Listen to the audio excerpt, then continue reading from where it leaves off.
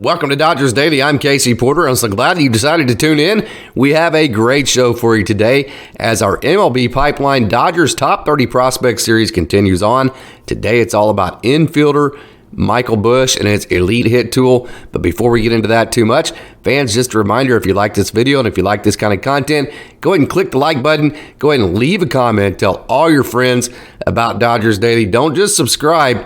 Also, click that notification bell and turn on your notifications so you'll be notified every time Dodgers Daily drops a new video, and Dodgers Daily can keep growing and we can keep providing you content like this in the future. Okay, Michael Busch, he's on the MLB Pipeline Dodgers Top 30 Prospects. He's one of the biggest prospects in the organization, coming in at number 4. So let's not waste any more time and let's talk Michael Busch.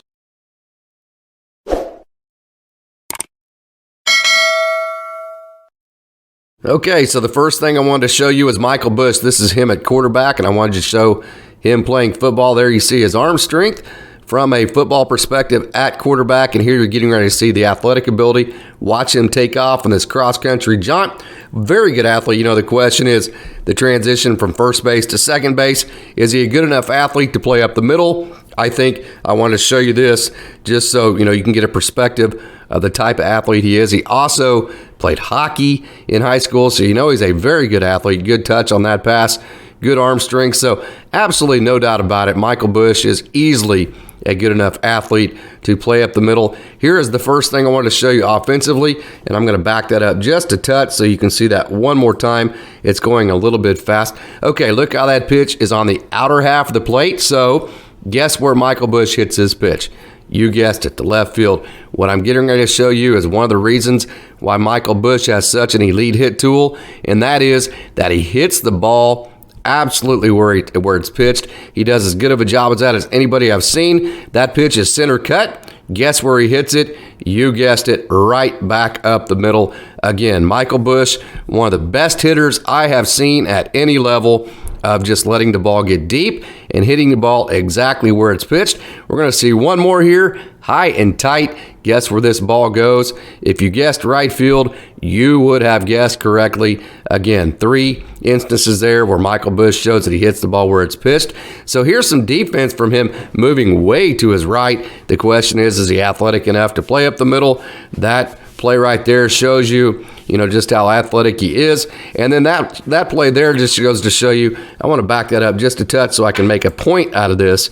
Okay, I'm going to back it up just a little bit more. Here's him going back to his right, showing his athletic ability, that he is athletic enough to play up the middle. This one here, this just goes to show he doesn't care how he looks. He doesn't care how any of it looks. He just wants the play to be made. That's the kind of gritty type player he is.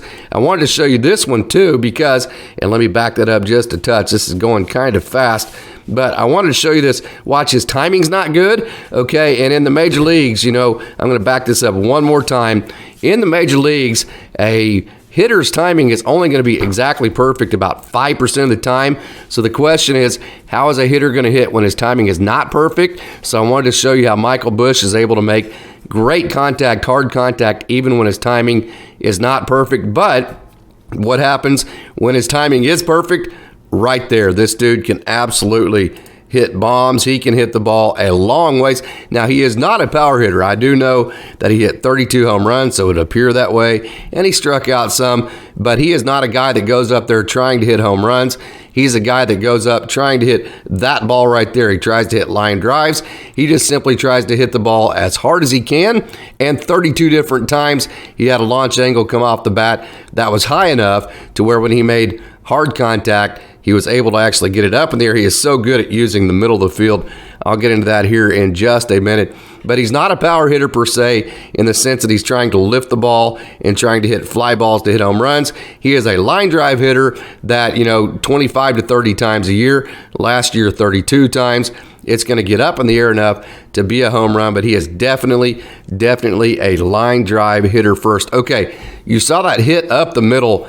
I want to get into some of his percentages. He does pull the ball about 40% of the time, which for a guy who hit 32 home runs, this is what I like about him. For a guy who hit 32 home runs, a 40% pull percentage is good. And then the thing that is even better about that is you just saw 2 hits that I've shown you. Here's number 3. He hits the ball up the middle 31.9% of the time, which is huge because the middle of the field is the biggest part of the field, and that's where all your singles and that's where all of your doubles are at. He doesn't do this as much as you would think. His oppo percentage is 27.8%, which isn't bad, but he hits the ball up the middle more than he does hit the ball oppo, which I love because the middle of the field, again, is the big part of the field, which tells me he's going to get a lot of base hits up the middle into the right center field and left center field gap, and that's where all your doubles are at. So not only is the guy going to hit home runs, which he hit 32 last year, he's also going to hit an absolute ton of doubles because he hits the ball up the middle, and he's going to be able to use gap to gap. Here is another home run, just showing you when he does tie into one, those hips. I'm going to back this up just a touch. Watch these hips. You can't teach this. This is just kind of something somebody learns how to do. Watch the hips here. Watch how he uses that and just rotates around the baseball and generates so much power. He's so impressive. Okay, the K rate last year, 26%.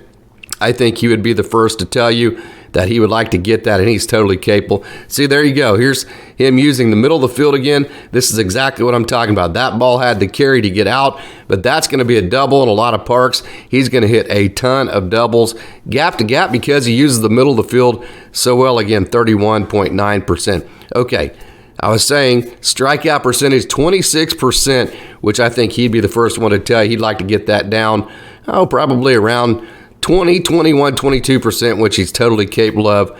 His walk percentage was 10%, which is above average, though. So he walks quite a bit. Typical Dodger. He hits home runs, he walks, and he grinds out at bats. There he's using the middle of the field again. There's a base hit. That's what I'm talking about. He's going to get doubles and base hits up the middle. Then he has the pull side power. Okay, so his K percentage was 26%. Then his ISO, I'm going to go ahead and play this one more time, and I'm going to start it right here at the end of the football session. Okay, so his ISO was 361 at AA Tulsa. 361. So that's 36% versus the 26% K rate. Anytime you have an ISO that's 10% over the K rate, you have a guy that has a tremendously productive payoff, or trade-off, I should say, between striking out and power. Now, that was at AA Tulsa. His ISO was 214 at AAA Oklahoma City. So when you compare his K rate and AAA Oklahoma City at 26%, you would say 21.4%. So his K rate was a little bit above his ISO. That's what I'm talking about. If he can get his K rate down around 21, 22%, and keep his ISO right where it was at last year, you're talking about a guy with a perfect trade-off between power and striking out. There is his good play defensively. So, and he's totally capable of doing that, and I think he will. There's him getting a base hit again with the timing not being perfect. Okay, his WRC plus, which is, you take all these different factors, the ballpark and wind speeds and all this, and you try to standardize it, and you have a metric that tries to compare all these players against each other, trying to eliminate all these factors and put them all in the equation so they're equal.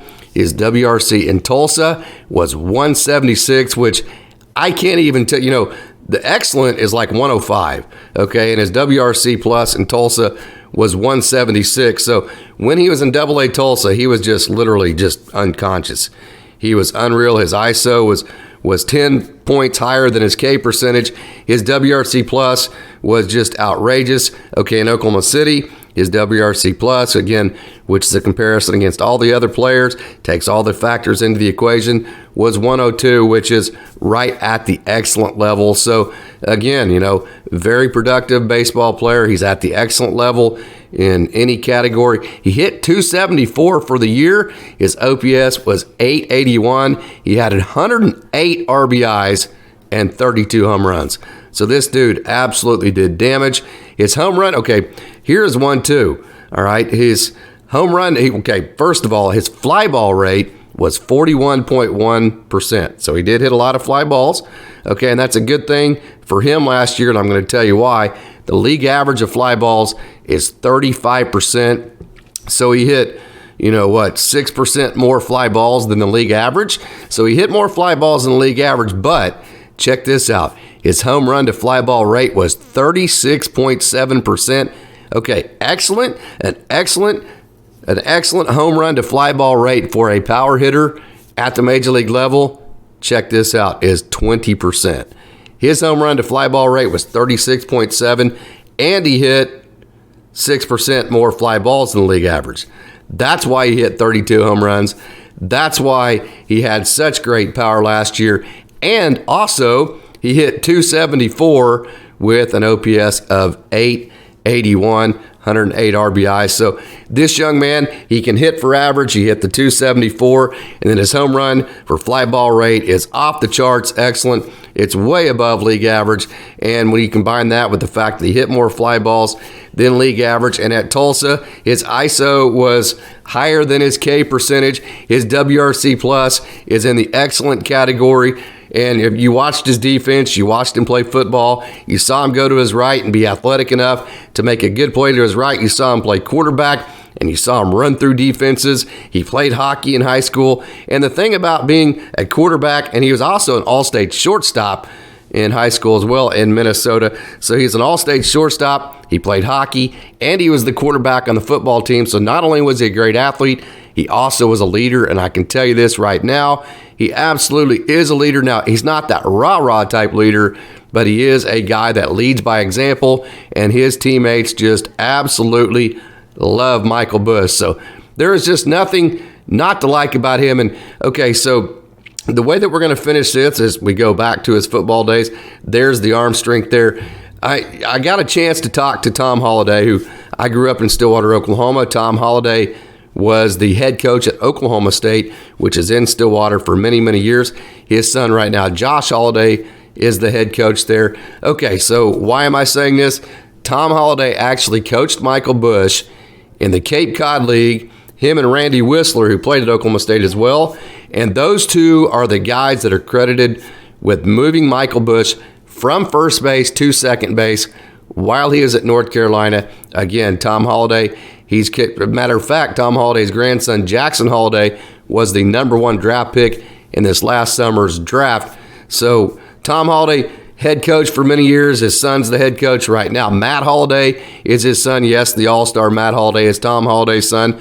So I say that just to, kind of give him his references so you'll know exactly who I'm talking about, the caliber of baseball guy he is. He coached Michael Busch in the Cape Cod League. I had a chance to talk to Tom Holliday, and the whole conversation we had was about Michael Busch. And so I'm going to leave you with some thoughts from Tom Holliday, and I'm going to come back on the other side of that. I would coach tomorrow if you could give me 10 guys like Mike Busch on my team, because the other 15 would turn out to be good players because of his leadership. He's a quiet kid. He doesn't run around, giving speeches to the players about how to act. Right. He's one of those kids that just gets his glove, goes out, does his warm-up, gets his bat, does his thing, and plays the game. Tough inner circle, his people, his friends, they respect him. He's not Jose Vizcaíno. He's not one of these guys that's going to run into center field, jump in the air, and turn around and throw you out. He's going to turn the double play. He's going to give you everyday preparation. He'll know when to cheat on a hitter. Those maybe 2 steps to the pool or 2 steps to the middle. What Michael Busch can do for the Dodgers is be a presence in the dugout that you will love. I'm not a betting guy. I would bet on Michael Busch in the big leagues.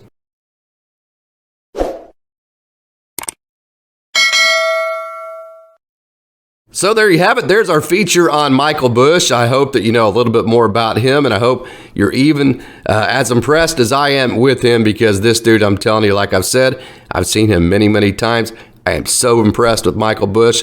I hope the club figures out a way to get him 200 to 300 major league at-bats this year and gives him some consistency with it, because if they do, there will be a payoff. I promise you, he'll be one of the better offensive players in the system if he's given runway and given some consistent at bats where he can get comfortable and show what he's capable of. So Michael Busch, super high on him. Hey fans, just a reminder once again, if you like this video and if you like this kind of content, go ahead and click that like button, leave a comment, tell all your friends about Dodgers Daily.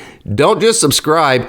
Also, click that notification bell. Turn on your notifications. That way, every time Dodgers Daily drops a new video, you will be notified, and Dodgers Daily will keep growing, and we can keep providing you content like this in the future.